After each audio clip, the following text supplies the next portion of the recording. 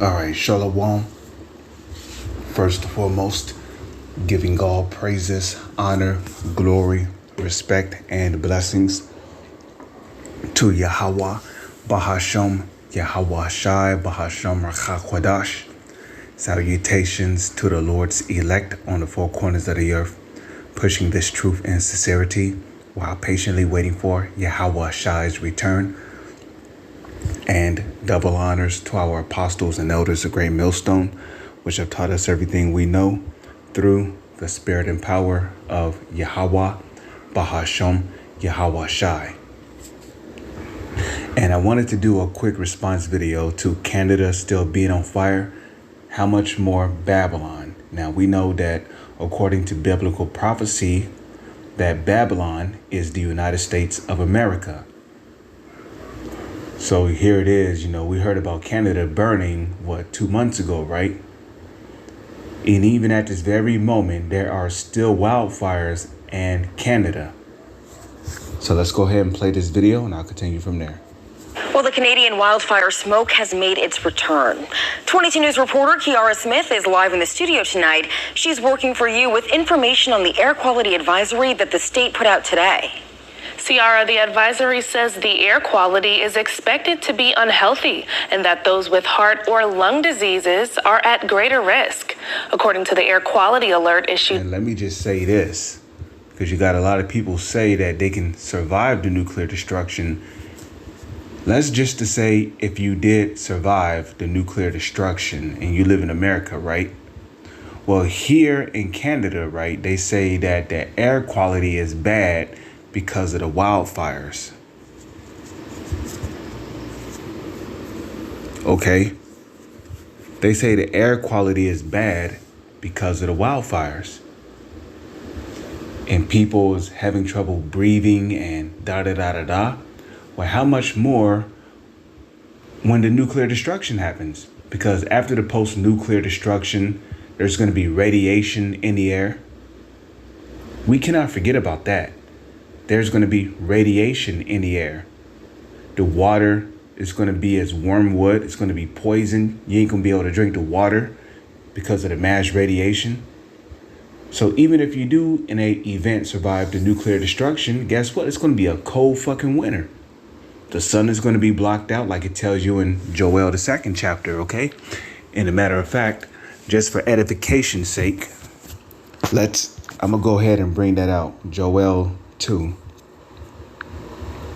Salakia, I was reading and studying Deuteronomy, the 25th chapter earlier, trying to get to know the Lord a bit more, Okay, so earlier here in the chapter of Deuteronomy, it speaks about, the nuclear missiles, okay? It goes into the appearance of them as the appearance of horses, and as horsemen they run. It's not talking about actual men on horsemen. This is talking about the nuclear missiles, because there is power behind those nuclear warheads, okay? And we know that horses is a symbol of power, okay? Like the noise of chariots on the tops of mountains, they shall leap, because they're going to shoot up into the air, right? They're going to shoot up into the air and they're going to travel in within the atmosphere of the earth like the noise of a flame. Because, you hear a missile. If you ever heard a missile being shut off before, it's really loud. You can actually hear, a jet flying through the sky, especially when they're doing an air show. Right? So when a missile is traveling through the air, it's noisy. Okay? So it says, like the noise of a flame of fire that devoureth the stubble, right? Because the nuclear warheads are going to make some loud noise when they explode. As a strong people that sat in battle array, before their face, the people shall be much pained. All faces shall be gathered to blackness, right? Because people's first impression when they see nuclear warheads raining from the sky is they're going to panic. They're going to panic. They're going to run. They're going to be terrified. It's going to be as though they saw a lion. And we all know what happens when you see a lion. There ain't going to be no escape. Once he pounces on you, you're pretty much dead, man. So that's what those missiles are going to be like. Once you see them, they ain't going to be no escape. They shall run like mighty men, right? They're going to travel in the midst of the atmosphere like mighty men. They shall climb the wall like men of war. And they shall march everyone on his ways. They shall not break their ranks. Meaning you're not going to hear about a nuclear missile hitting one another. Even though it's going to be 200 million nuclear warheads that's going to hit this place. Guess what? They're not going to hit one another. For the spirit of the Lord is going to be in those nuclear warheads. Okay. Neither shall one thrust another. You see that? They shall walk everyone in his path. And when they fall upon the sword, they shall not be wounded. Because, Esau has his missile defense systems. And whenever they're programmed to, whenever a unidentified object is seen up in the air, it automatically shoots it down. But you're not going to be able to shoot down these nuclear warheads. And the reason why Joel described it as, when they fall upon the sword, because back then there was no such thing as no anti-air defense system. So the best way he could describe it was a sword, because Esau has laser technology that can pretty much shoot down projectiles from out the air. So that could be equated to a sword. Okay, so when they fall upon a sword, meaning when these nuclear warheads come into contact with anti-defense systems, they shall not be wounded, meaning they're not going to explode because the spirit of the Lord is going to be in those nuclear warheads. They shall run to and fro in the city, right? You're going to see nuclear warheads. You're going to see intercontinental ballistic missiles, which is going to be carrying these hundreds of nuclear warheads, which is going to be flying all throughout the sky in many different directions. You can see just millions of them. Okay, and people's going to be terrified. They shall run to and fro in the city. They shall run upon the wall. The wall is talking about the atmosphere of the earth. They shall climb up upon the houses. They shall enter in at the windows like a thief. Right, and the windows is talking about the ozone layer of the earth. Okay. It says the earth shall quake before them, right? Which when you go to Isaiah 13, it tells you that the earth shall reel to and fro like a drunkard. Okay. Isaiah 13 verse 13. Therefore will I shake the heavens, and the earth shall remove out of her place. Why?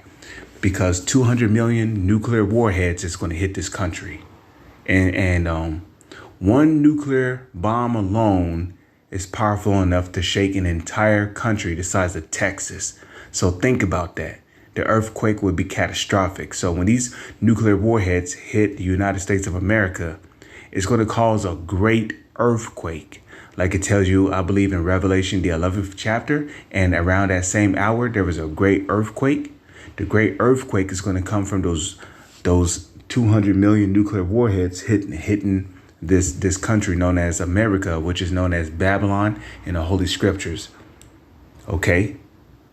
So I will shake the heavens, and the earth shall remove out of her place. Meaning the earth is going to be out of its axis. I guess you could say that. So, when the time comes for, the Lord's elect, New Jerusalem, to come down from the chariot of Yahweh from out of heaven, in those glorious new bodies, the nations are going to be enslaved, starting with the Edomites, which is the self-proclaimed white man. And then we're going to move. I hope to be of the elect. Salakia, I must humble myself. I hope I'm of the elect. But the earth is going to be moved back on its axis. Okay, and it's going to take spiritual power to do that. Okay. So the earth is going to be out of course, which is going to be extremely dangerous, because the sun is either going to be closer to the earth or further from the earth, which is going to cause an imbalance in weather patterns. People moods are going to be out of whack because the earth is going to be, because the moon is going to be either too close to the earth. Come on. The earth is going to be out of its axis. So the moon and the sun is going to be either closer to the earth or further from the earth. So a lot of things can come from the earth being moved out of its place. In the wrath of the Lord of hosts and in the days of his fierce anger. So now what I want to do is go back to Joel 2. And then we're going to continue at verse 12. Okay.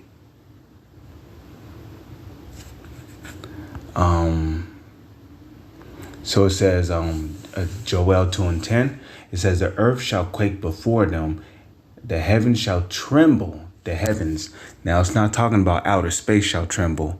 It's talking about the earth shall tremble. And before continue on, you must know that there are 3 different type of heavens. The first heaven is the physical realm, which we're currently in right now. The second heaven is what the world calls outer space, which is not really outer space because the scriptures tell you that there's water up there. And then you got the third heaven, which is the spiritual realm. So when it says the heavens shall shake, that's talking about this physical realm right here.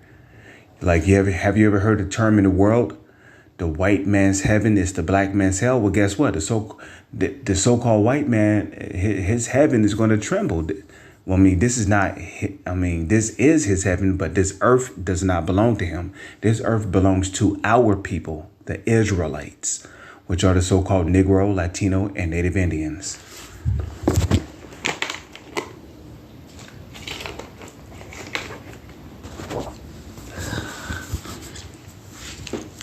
So when it says the heavens shall tremble, it's talking about the earth shall tremble. You understand? The sun and the moon shall be dark. Why? Because the smoke and the debris from the mushroom clouds of nuclear explosions is going to spread throughout the earth, blocking out the light of the sun, the moon, and the stars. Okay? Okay, so the sun and the moon shall be dark. Because the sun is going to continue to shine, and so is the moon. Their lights shall never fade away. The stars shall continue to shine. Their light shall never fade away.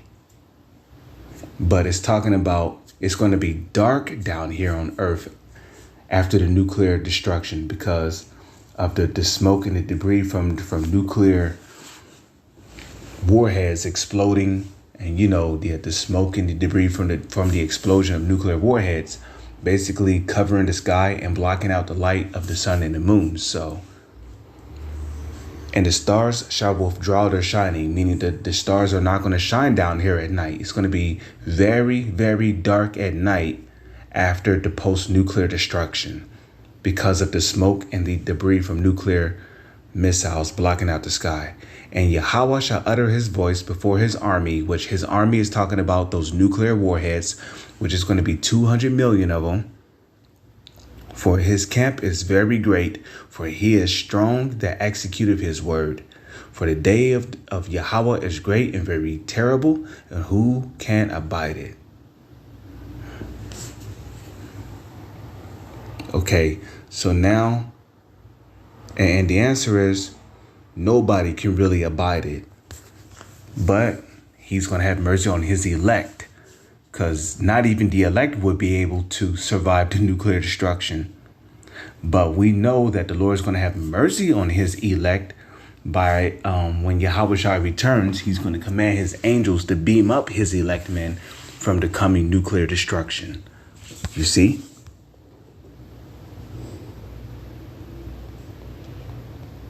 So we go back over here, right?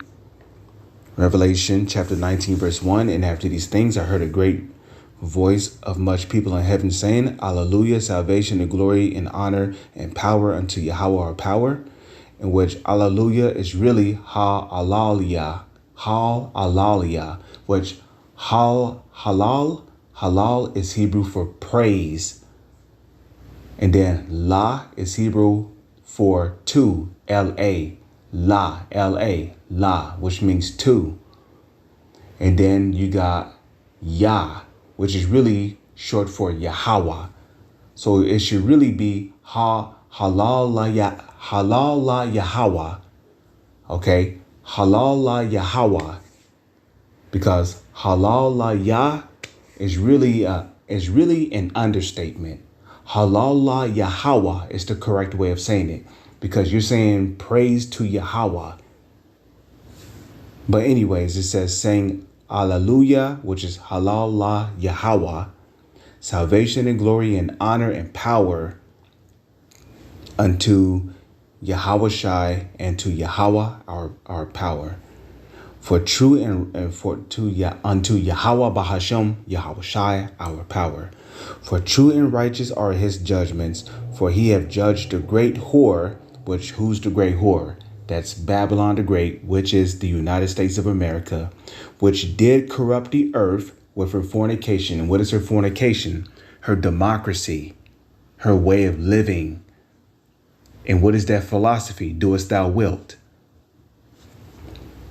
But you know what that fornication is also talking about? The New World Order. Because every nation is, at this point, every nation is with the New World Order. Okay? So she did corrupt the earth with her fornication. That fornication is the New World Order. Because through this New World Order, everybody's going to be under this belief system of corruption, and this wicked way of living.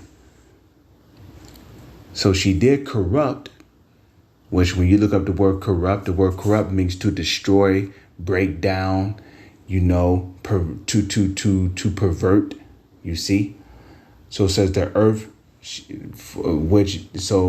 for true and righteous, Revelation 19:2, for true and righteous are his judgments, for he have judged the great whore, which did corrupt the earth with her fornication, and have avenged the blood of his saints at her hand. Because when you read Revelation, the 20th chapter in the 4th verse, it speaks about how some of us are going to be beheaded in concentration camps for having a testimony of Yahweh Shai and for being a witness unto for being a witness unto Yahweh Bahasham Yahweh Shai and having a testimony of Yahweh Shai. Okay, so some of us are going to be beheaded. And guess what? The Lord is going to avenge. The Lord's will, if we're of the elect, the Lord is going to avenge us. And again, they say, Alleluia, and her smoke rose up forever and ever. And that's the key point. Canada is still burning today. But guess what? When this country gets destroyed in nuclear warfare, which the nuclear warheads are going to come from Russia and China and all these other countries, guess what? When the nuclear destruction happens, this country is going to be on fire for years. Canada's been on fire for almost 3 months now. 2 months ago, this country was set on fire. And not this country. 2 months ago, Canada was set on fire. So when the nuclear destruction happens, this country is going to be burning for years. And guess what? All that fire and smoke is going to spread throughout the world. And guess what? People ain't going to be able to go outside unless they have a respirator. I'm talking about the people in the other countries who will not be impacted by the nuclear destruction. Because there's countries out there that's not going to be hit by nukes. But guess what? Your survival is not guaranteed because you still got to worry about the radiation. You got to worry about the poisonous water from the radiation of those nuclear missiles.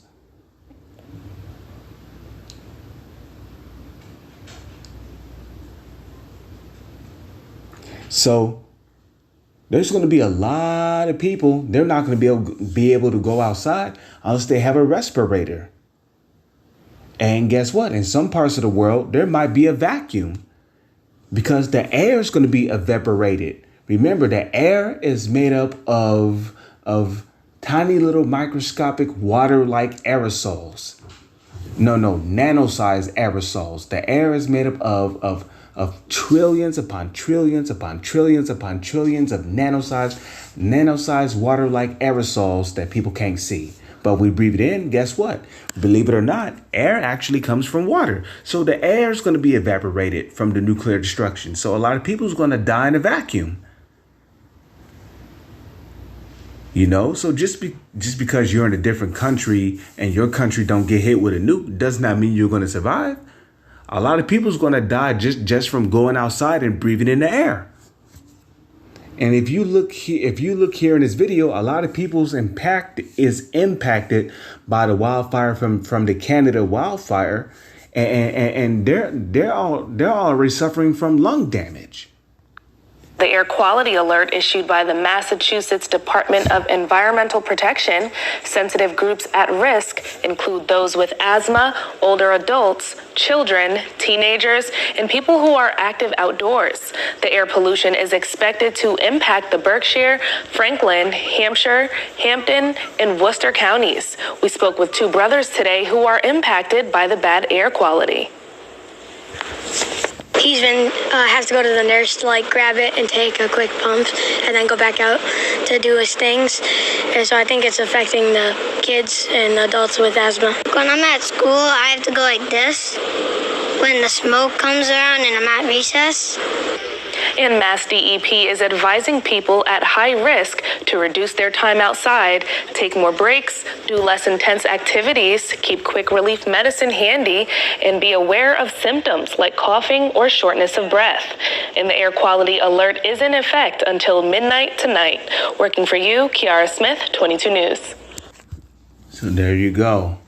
Even if you live in a different country, okay, your survival is not guaranteed. You got to worry about that mass radiation in the air that can kill you.